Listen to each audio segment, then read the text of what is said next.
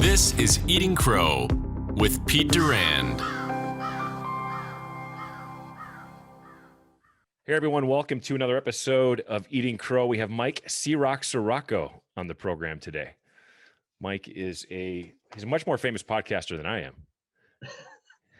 Come on, man. I don't know about that. He wears a lending suit by day, which we're going to talk about his day job and how he balances that and his social media activities and his podcast. He's a busy guy. So Mike, welcome. Peter, thanks for having me. I appreciate the opportunity. I always like to, when I first come on a podcast, really express gratitude for the opportunity to be here and share with you and your audience, man, because it's an honor for me to do that. So thank you.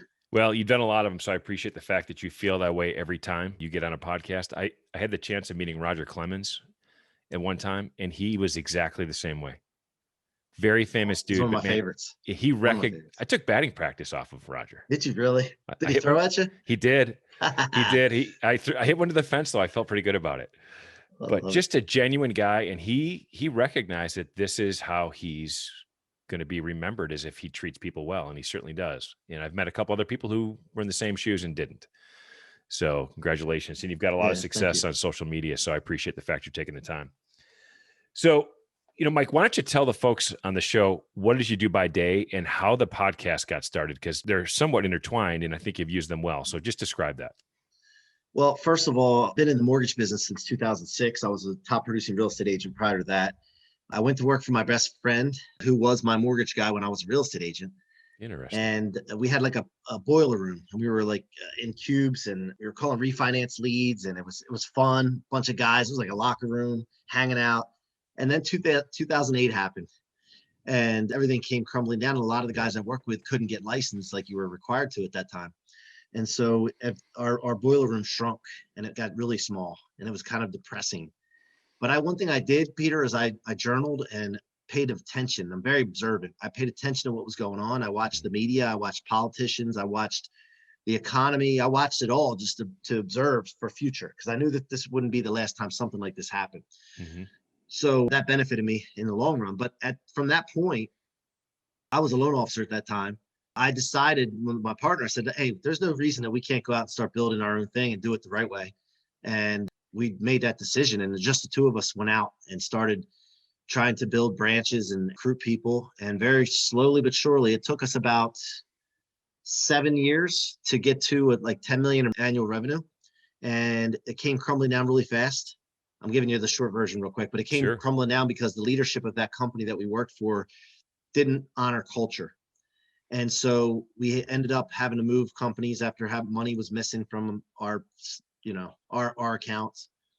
And I picked 22 employees up and moved them with my partner to a new company where we are now, Nations. And we got back to that 10 million revenue in 2 years. Wow. So because of being observant and making sure you understand and learn from things that you go through. So while we were at Nations, this new company, I was telling my employees and some of the new younger guys, we got to get out. We got to be on social media. We got to do this. We got to do that. Yeah. And I was analyzing what I was doing to myself and what I was doing for them. And I was thinking, I'm not holding up my end of the bargain. I'm just talking a lot, but I'm not really showing them. So I said, you know what? I'm done with that. I need to do it. So I started hitting the phones more where I shouldn't really have been doing that, and basically showing them how easy it actually is. Mm-hmm. And then I started going on social media, and then I met Grant Cardone. And my stepfather, who came into my life at 11 years old after my dad basically gave up on me, was my mentor. And in January 2019, he suddenly passed from a heart attack. And at that time, I wasn't ready to go on without a mentor. And I was ready to take the torch myself and be a mentor, which I had been, but not go without one. And that's right when I ran into Grant Cardone, and he stepped right in, and it was a timing thing. And he showed me the animal that I've always had inside of me. He validated to unleash that animal, and it's okay for that animal to come out and want more and want to help people and want to push people, and for all the right reasons, of course. And from that point on, I just, one lesson he taught is that you can't get any money unless people know who you are. Mm-hmm. You got to get out of obscurity. You got to become a celebrity in your space. So I started telling my guys, like, look, we can't just be known on the local market level. We need to be known globally. And they're like, how the hell are we going to do that? So I went on a podcast, one of my buddies' podcasts, and I'm like, this is easy. I can do this. So I started thinking, man, I got to have a podcast, because if I do a podcast, I know I can get known all over the globe, because I'm going to just go hard at it. And then what happened from there was I told my story to a couple people, which I thought was an ordinary story, growing up in a broken home and dad giving up on you, and the drama and being around broken people, which I can get into later if you like. But when I started telling people that story, Peter, they started being like inspired by it. And I'm like, what the heck is going on here? Yeah. So I said, well, this is powerful. Let me start sharing my story. And then I started encouraging other people to share their story. And it just blossomed from there. So the What Are You Made Of podcast took off pretty quickly within a year that it was in play. And it's just getting started to really go. So. Well, and it's expanded well beyond your industry. Yeah, absolutely. So, and you're absolutely right. You said something early on. You need to be famous in your own industry. And people don't realize the power of a B2B podcast or a B2C podcast, right? There's people out there I know that are doing podcasts about basket weaving. If you're the best podcast in basket weaving, it's going to make a difference in your marketplace. Yeah. And one of the reasons I reached out to you is I saw a lot of your content, saw some of the podcasts. And first of all, you're an extremely handsome bald guy. So that's why we're both, nice that's why we're both wearing baseball caps right now. Know your role. And you're also a family guy, right? So I think that's a big part of your story. You talk about your family a lot. I do as well. It weaves into leadership. You can't be a good husband or father if you can't be a good leader. You can't do one or the other. Yeah. Yeah. I mean, I just got back from Mexico for a week with the family just last night, and it was a great time. And I was able to really spend a good quality time with my wife, first of all, and then each individual child, which I have two. And, to me, I always look at when I wake up in the morning, how can I be the most valuable person to my wife, to my kids, and also a role model? I understand that they're always watching me. They watch how I respond to things. They watch how I initiate things. They watch where I am during the day and everything. So to me, that's an accountability thing that for me, I like, because I know if left to my own devices, and everybody's like this, you're going to go back to your default position. Mm-hmm. And that default position does not get you anywhere in life. So to me, family is not just a relationship, but it's also a great accountability thing for you to make sure that you're the best at anything that you're doing, because you want your kids and your wife, your spouse, to also strive for greatness. So, and your employees do the same thing. Exactly. They follow it all. So my very first question you answered before I even asked it. And I was going to ask you who your very first hero was. And you mentioned your stepdad. No, you know what? Before that, I would say it was my dad. See, I came from a broken home. I don't remember my parents together. And I decided to live with my dad for about 3 years, from 8 to 11. Okay. And during that period of time, there's a lot of conflict with child support, conflict with custody, step parents being jealous of you, whatever, all this stuff going on. And I'm an 8-year-old kid trying to figure this stuff out, with all this stuff going on above me. And so one thing I've always been is stubborn. I've known the right thing to do, and I've always strived to do the right thing. When other people weren't, I always had a problem with that. And I didn't like to give broken people an out by just saying that they were just broken. I wanted to try to fix them. So anyway, I was in a bad environment, and I decided to get out. So my mom filed court papers, and I came home from school one day. My dad had these legal papers in his hand, and he said, "Go to your room." So I sat in my room for about 5 minutes, which felt like about 5 hours, sitting there as an 11-year-old, just waiting for him to come back. And I knew what was in the envelope, obviously. And so my dad was my hero. He was a hardworking mason. He still is, I think. I don't get to see him anymore, not by my choice, but block layer, brick layer, concrete, had big forearms, rough hands. And I always looked up to him for that. Sure. Peter, he also had a wad of $100 bills in his pocket. I'm Italian, so I looked up to that, man. He had a rubber band around it and all that, and he always used to flash it, and so that was some symbolic to me of, I don't know, power, strength.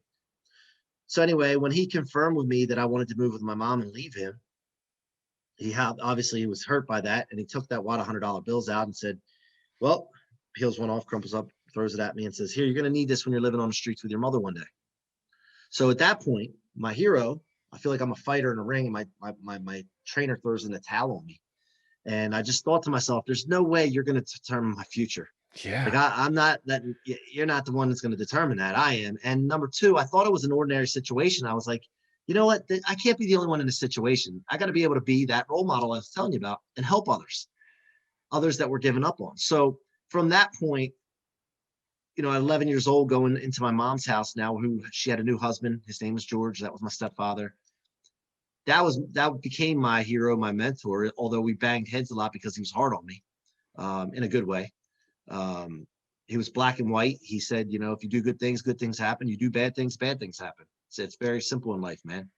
And he was always at my sporting events, taught me to have, you know, throw football, throw baseball, hit, all that stuff. He was always at the games, and he didn't have a lot of money though, Peter.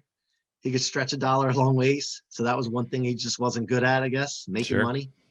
But he had everything else. And so that came into play. It's funny how you watch over your life, if you look back, who your mentors or heroes were and how they changed and what parts of your life you needed those different people. So, well, for an 11-year-old to make that conclusion, like, you're not going to dictate my future, that's pretty strong for an 11-year-old. And you mentioned the physical aspects of your dad that you looked up to. You know, my dad was a wrestler in high school, really modest, quiet guy, but he was a badass. And when I can remember this to this day, he would go for a run. I was raised in Milwaukee in the middle of winter and come back from a 5-mile run in the snow, and steam would be coming off of him. He'd be sweating. He had this big vein along this. And literally, he had this big vein. And I thought, that is the coolest thing in the world. Yeah. Right. And you mentioned your stepdad, the fact that he could stretch a dollar, didn't have a lot of money, but the most important things he needed to bring to you at that particular time, he brought. Right. Exactly.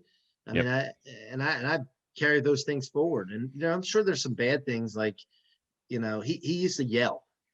He never hit us, but he had this deep voice, man. And he would yell at us, man. And I would straighten up. But I think I do that sometimes to this day. Like, if I'm not getting something that I need in a timely manner, like as far as telling the kids to do something, or, hey, don't do that. And then they keep doing it 15 times. And you're like, you know, I don't hit my kids. So next step, hey, you know, raise your voice. So there's some things that, you know, I don't like to do that. But you take the good with the bad. And overall, everybody loved George. And I'm lucky to be in the position I am today because of him, because who knows where I would be if he wasn't there when I was 11. Well, I'm sorry for his passing. And it sounds like you had brothers or sisters involved with that as well. Tell us about that. Yeah. So my younger sister, Kim, was not his daughter, and he took us in like his own. And then he had 2 more sons. And my younger brother, Casey, he works with me now, actually, in the mortgage industry. And he's a great kid. And same thing, man. He was in baseball and sports, and George was right there. And, you know, when George passed, the funny thing is, when George passed in 2019, Casey and I both had this feeling. And I'm not expecting anybody to believe me. I'm just telling you like it is and what I experienced. But we both had this feeling of like a passion. See, George was real passionate, by the way, like quiet until you talked about baseball, fishing, hunting, crabs, deer, any Philadelphia sports. He would jump off the couch and get right up in your face and like happily and just talk about it. I mean, of course he would. Deep voice, right? And so that passion, like, I felt something that, like, a week later, Casey and I both talked about this. Something came into us, like a spirit or an energy. Mm-hmm. And now, like, this mission that I'm on to help build people and teach people about the rocket fuel concept, which we'll get into later. Yeah. I haven't been tired at all. I don't get dulled. I'm like so fired up about it since that point. And I feel like I owe it to him to carry that on. And so, yeah, so that's it. Again, I don't believe, you know, I don't want people to think that this guy's crazy or what have you. I really don't care, actually, but it's a passion, like spirit, energy, something that's gotten into us. Well, of course there is. How can it not be? I mean, if you spent this much time with this person and you remember all the things, the specific things about being at your sporting events, how he yelled, how he could, I mean, when you describe jumping off the couch to talk about a Philadelphia sport, that's passion. Well, there's a lot of Philly sports fans that are like that. But. Absolutely. But kids, your first point early in the conversation, kids observe so much, and they're paying attention to absolutely everything you do and say and don't say. And I had a guest on one of my first podcasts, a guy named Rich Font, who said just one of the most ingenious things. He said, if I've had a long day and I'm cranking out my last piece of work and I notice my kids' doors are closed, I need to get up. And he goes, I go in the room and I might just say, hey, are you okay? Or do you want to play Xbox or go through the football or whatever it is? But I go see them. And I said, Rich, there's genius in that very movement that most parents miss. Number one, you noticed. The fact that you noticed there was something off about your kid's behavior. And number two, then you got off your ass and engaged. That's if you boiled parenting down to those two things, that would solve a lot of problems. If you're in, you know, it just would. So good for you that you take those lessons on and you're passing them on to your kids. And, I want to step into the business that you started, and you mentioned you started this with your 3 best friends. What about these guys made you feel like you could do this? Well, first of all, there was other guys involved at some point in time as well, but there's a Mhm. bunch of us that went to high school, well, elementary, high school, college together, and then we ended up working together. And I think that knowing someone very well, even if they have weaknesses, you know what their weaknesses are, you know what their limits are, you know what their strengths are. Knowing those things helps big time, because Mhm. when you hire someone brand new, a lot of times you don't know those strengths and weaknesses. But the other thing is that we have an uncanny ability. Well, at least I do, and they're developing it. I'm better at it than they are. They'll admit it. But of calling each other out, calling each other's bullshit out, calling if somebody needs to step it up, just calling them out and saying, "Hey, man, get your shit together." They might have their feelings hurt for a minute, but then we get over it. Mhm. We can have my one buddy Jason that works with us. Our families are really good, tight. My wife, we went on vacation just recently together to Mexico. My wife and his wife, good best friends. My son's the same age as his son, daughter, same thing, hang Mhm. out. Yeah. But we were in a pizza shop one time, and families are sitting there eating, and I had a very strong opinion on something, and I let him know about it, and then he wanted to defend himself, and we were going at it right from the family, and everybody in the pizza shop's looking at us. And then, like, within 5 minutes, I think there was a basketball game, college basketball. I was like, "Did you see that play?" And then we're right back at it, so we don't hold grudges. We can say what we got to say and get it out of the way. We just have that ability. The tough part about it is that hold each other accountable.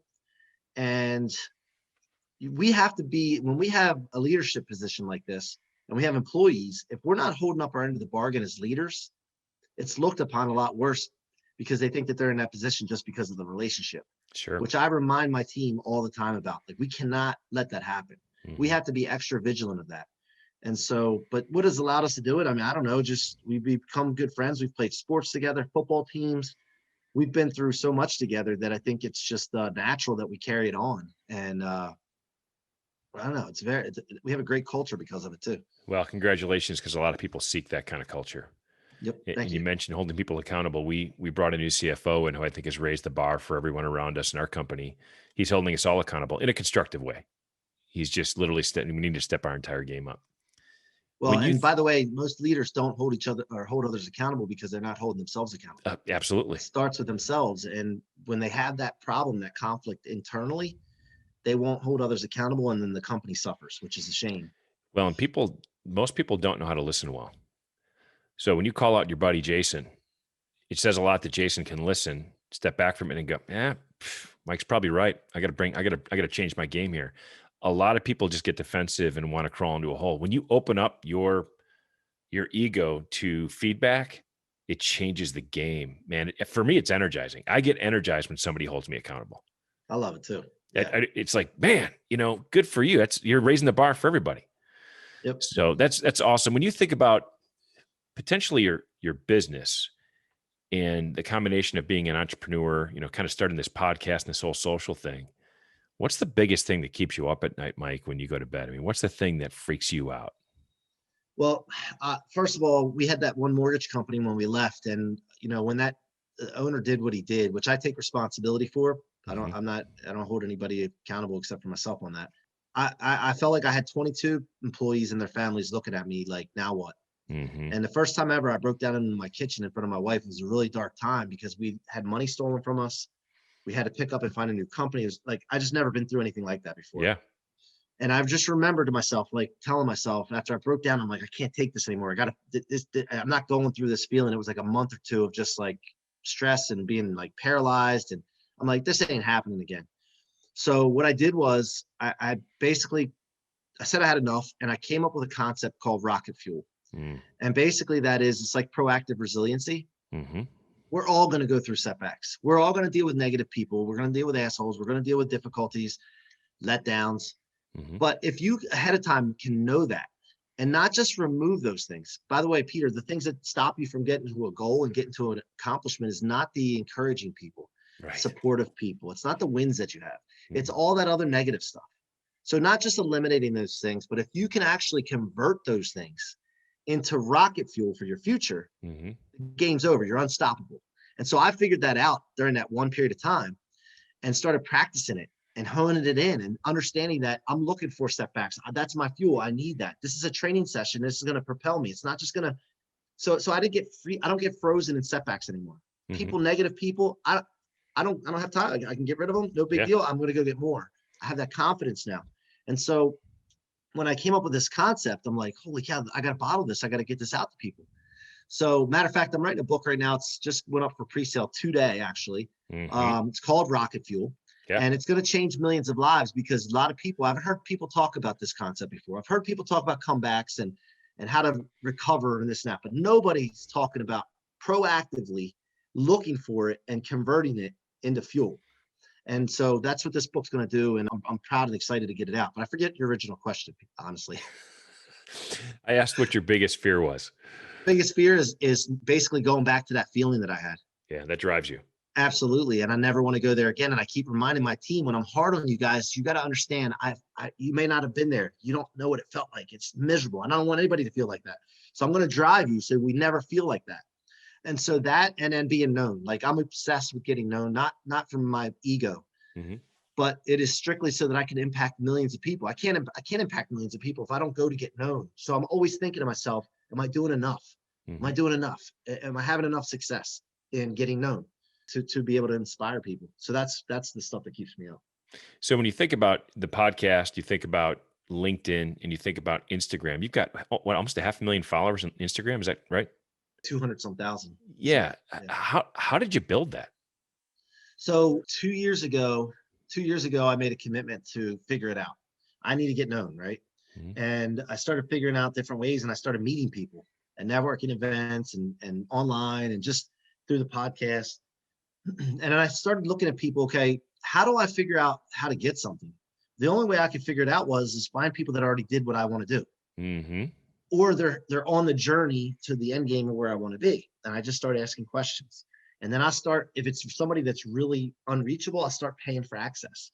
Now, a lot of people won't do that. They're like, well, I don't want to pay for it. Why would I pay for it? Why would I pay for a meeting with someone? And then I started figuring out this is a secret, by the way. I'm giving you guys this little secret here. This is what successful celebrities, powerful people do that want something. They just go find out how to get it. And if it costs money, they'll buy it. Right. And there's nothing wrong with that. It's buying access. And by the way, when you do that, I've had some of the craziest friends that I would have never thought I would have met in my life. Right. Hollywood actors, celebrity sports that I never knew.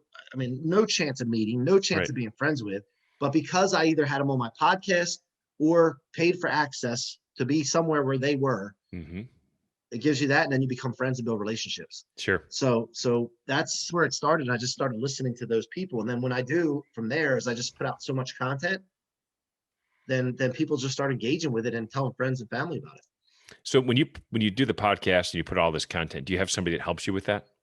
Absolutely. Yeah. So you cannot do anything spectacular in life with that just by yourself. It's impossible.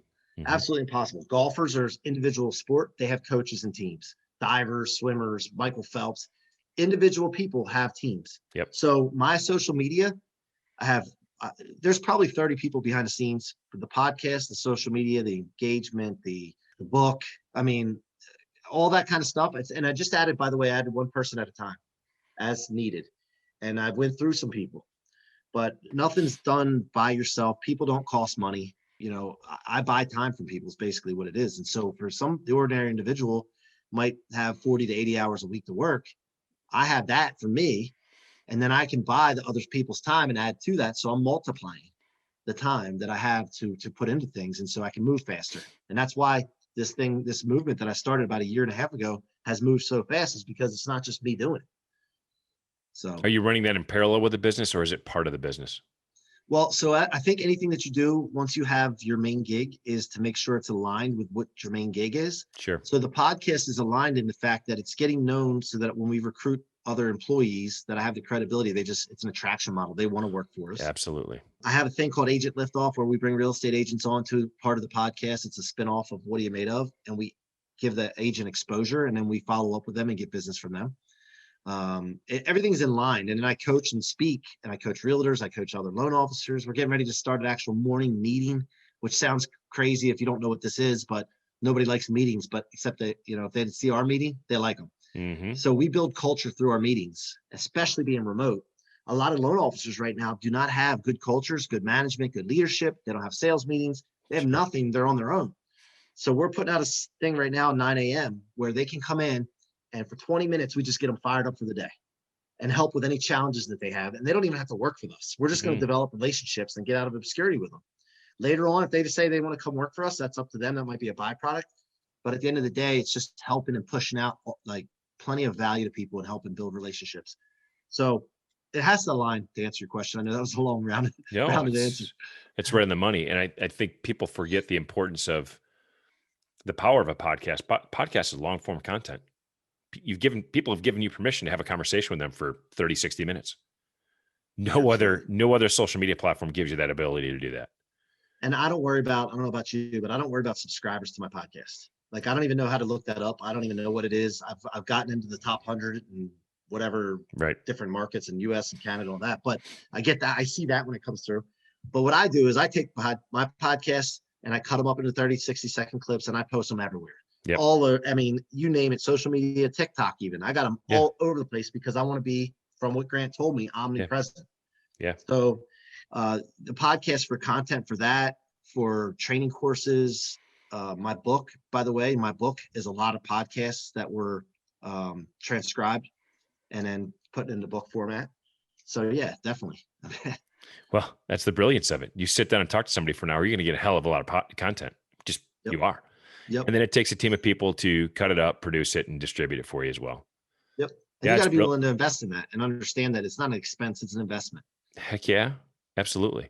When you think about where your business is headed and the podcast, what's the next big social platform or goal that you've set for you personally, as well as the business? Well, the book that, like I said, it's pre-launched today and it's coming out in February.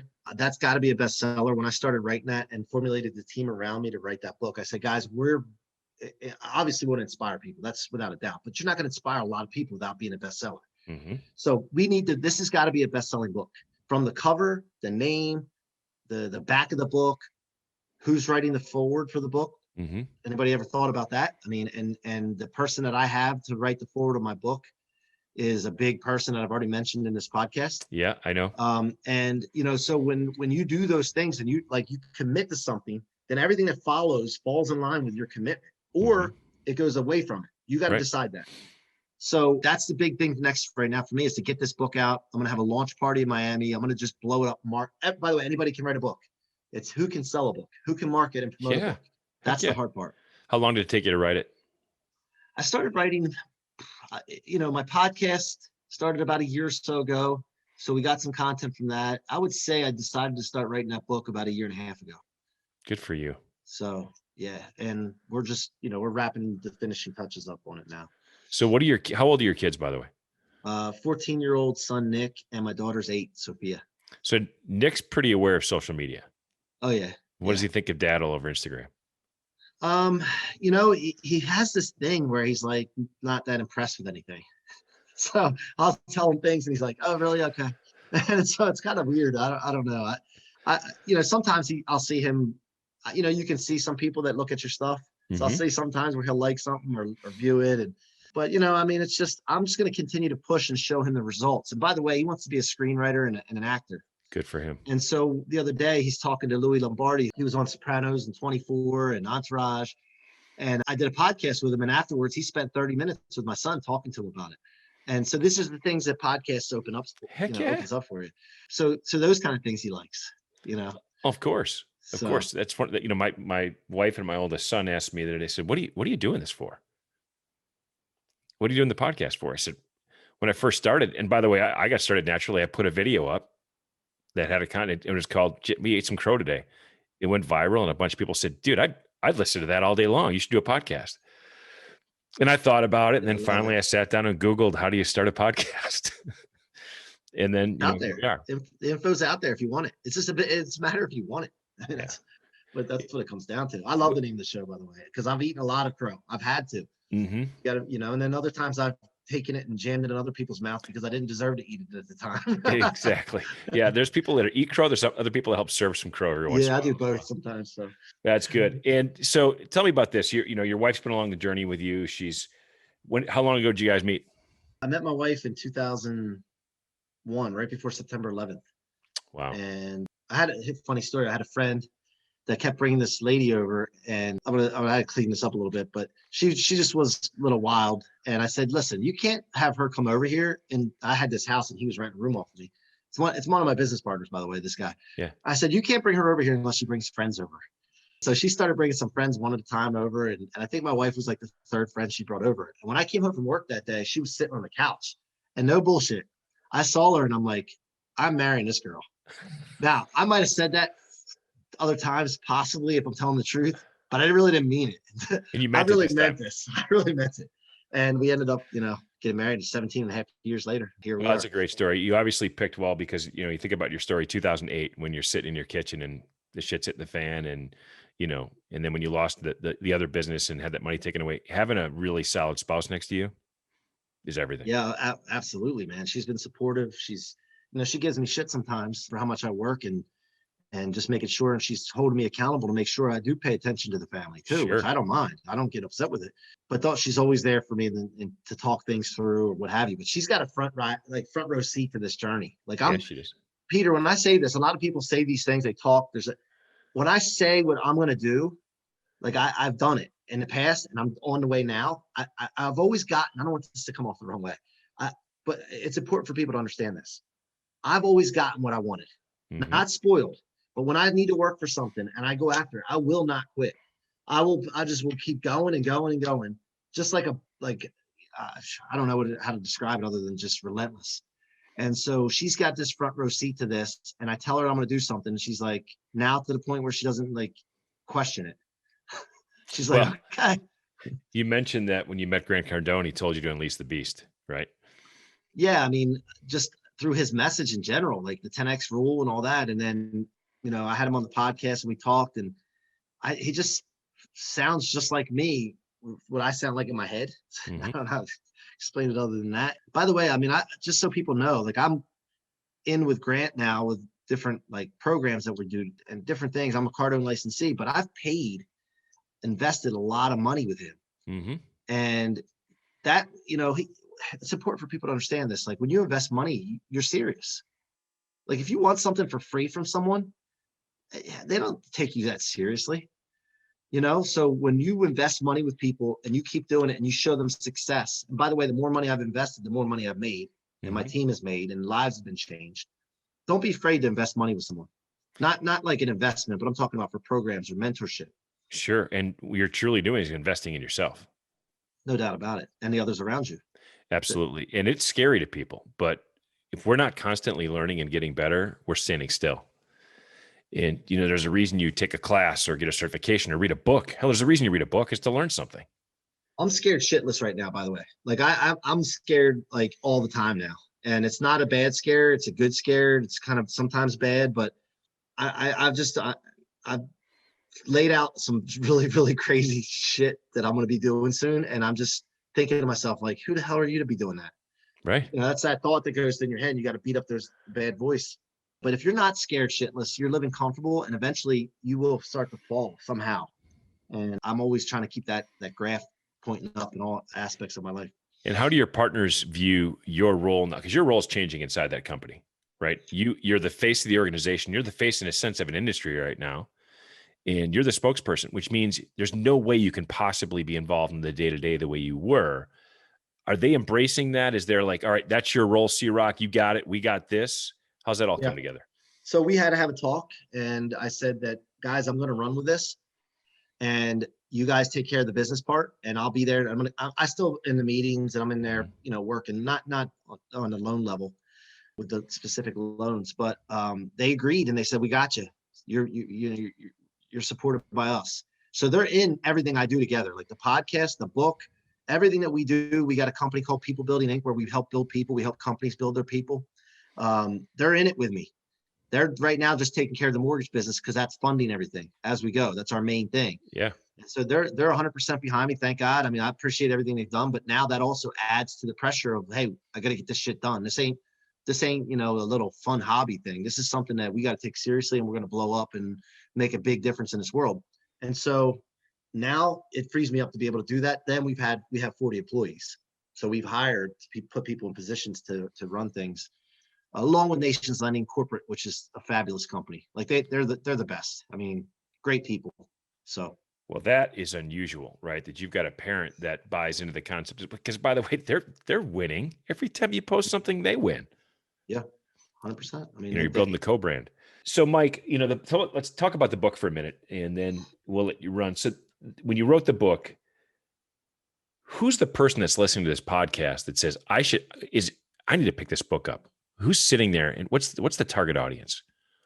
Anybody that's ever had the feeling inside when they've had a setback, a letdown, somebody disappointed them, somebody talked trash on their dream and shot them down. That feeling, anybody that's had that feeling, you guys know it. The ones that are listening that know that, or if you don't know that feeling, let me tell you, it sucks. Mm-hmm. It's like, it's miserable, and you don't ever want to go through that. So if you want to know how to eliminate that feeling, build the confidence it takes to understand that going forward, nothing can stop you. This is the book for you. This is going to share the stories of I've been, the brokenness that I've been around, the people that have stolen from me and robbed me, and how I've learned to never let it happen again. And if it does, to use it and propel me. By the way, just recently, just under 100,000 was ripped off. I saw that post. And this is something that happened over a period of time. And look, $100,000 to a lot of people is a lot of money. To me, I'm thinking so big right now, millions. I'm thinking millions, and we're seeing now that we're gonna take that and we're gonna use it as fuel. So I told my partners, my team, the guys, we're not gonna get upset about this because we know we can go make more money.